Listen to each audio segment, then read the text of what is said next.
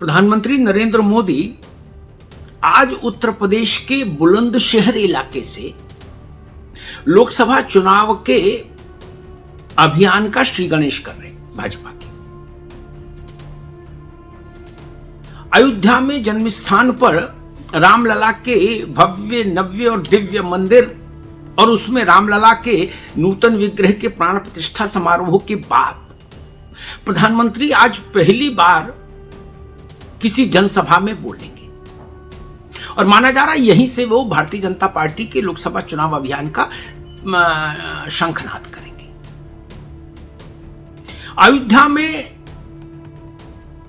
धार्मिक अनुष्ठान था, बुलंदशहर में आप राजनीतिक अनुष्ठान कह लीजिए, विकास का अनुष्ठान कह लीजिए, क्योंकि आज प्रधानमंत्री कई हजार करोड़ की तमाम परियोजनाएं भी राष्ट्र अर्पित करेंगे बुलंदशहर के मंच से।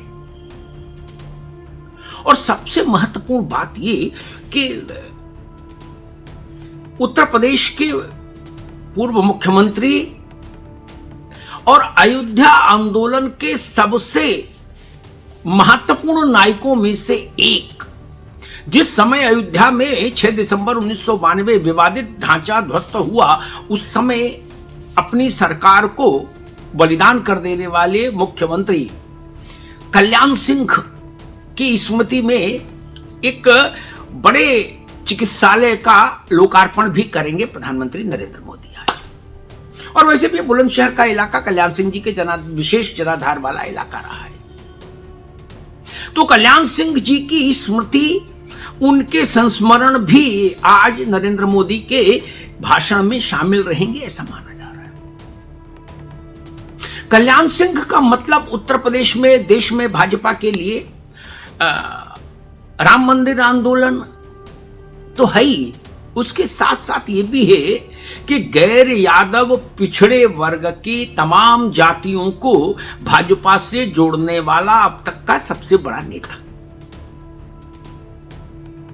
गैर यादव ओबीसी जातियों का एक इंद्रधनुष कल्याण सिंह ने बनाया अपने राजनीतिक जीवन में और उसको भाजपा को सौंपा, जहां से फिर भाजपा उत्तर प्रदेश में सरकार बनाने वाली पार्टी की दौड़ में आई।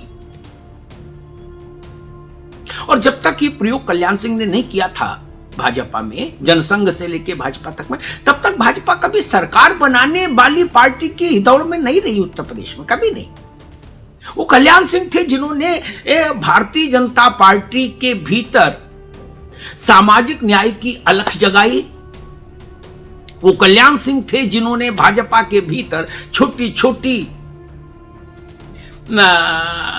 पिछड़ी वर्ग की छोटी छोटी जातियों को भाजपा से जोड़ा, उनके प्रतिनिधि चेहरों को भाजपा में स्थान दिलाया और वहां से भाजपा ने सामाजिक न्याय की जो एक यात्रा शुरू की, उसका ही परिणाम है आज की भारतीय जनता पार्टी। और उसी का परिणाम है कि आज भारतीय जनता पार्टी के प्रतिनिधि के रूप में सबसे ज्यादा ओबीसी और दलित सांसद लोकसभा में हैं भाजपा के। विधानसभाओं में सबसे ज्यादा विधायक इस वर्ग से भाजपा के पास हैं। तो वो कल्याण सिंह का महत्व भी है और ये इसलिए भी आज की सभा महत्वपूर्ण है नरेंद्र मोदी की, क्योंकि अभी कल ही परसों रात ही बिहार के पूर्व मुख्यमंत्री और बिहार में जननायक कहे जाने वाले अति पिछड़ों की सामाजिक न्याय की लड़ाई के सबसे सशक्त हस्ताक्षर, सबसे बड़े योद्धा स्वर्गीय कर्पूरी ठाकुर को भारत रत्न देने का ऐलान भी हुआ है। अब आप वहां से देखिए, अयोध्या में धार्मिक अनुष्ठान, फिर अति पिछड़ों के सबसे बड़े नेताओं में शुमार जननायक कर्पूरी ठाकुर को भारत रत्न, और उसके बाद अति पिछड़ों के बेहद महत्वपूर्ण नेता माने जाने वाले और राम मंदिर आंदोलन के सबसे मजबूत चेहरों में गिने जाने वाले कल्याण सिंह जी की स्मृति में बुलंदशहर में चुनावी शंखनाद। इस क्रम को एक साथ अगर आप इसको एक क्रम में रखकर देखिए, भाजपा क्या राजनीतिक संदेश देना चाह रही वो आपको स्पष्ट हो जाएगा। धर्म, हिंदुत्व, राम प्लस सामाजिक न्याय कर्पूरी ठाकुर, कल्याण सिंह प्लस विकास। इसी को आप वन लाइनर में कहें तो Kamandal plus Mandal is equal to BJP strategy for Lok Sabha elections. ये परिदृश्य बन रहा है और इस परिदृश्य को और आज पूरी तरह से साफ कर देंगे बुलंदशहर के मंच से प्रधानमंत्री नरेंद्र मोदी।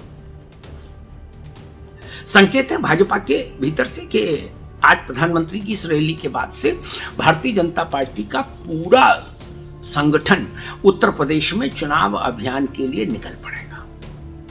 जनवरी के भीतर ही, यानी अभी 2-4 दिन बचे हैं, उतने के भीतर ही भारतीय जनता पार्टी की कोशिश ये है कि उत्तर प्रदेश के सभी 80 लोकसभा क्षेत्रों में पार्टी के लोकसभा चुनाव कार्यालय न केवल खुल जाएं बल्कि फंक्शनल हो जाएं।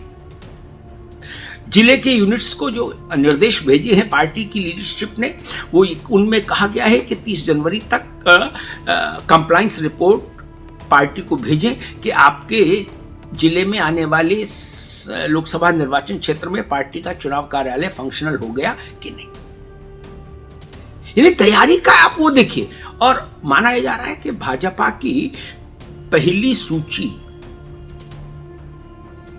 भी जल्दी आ जाएगी चुनाव की घोषणा होने से पहले।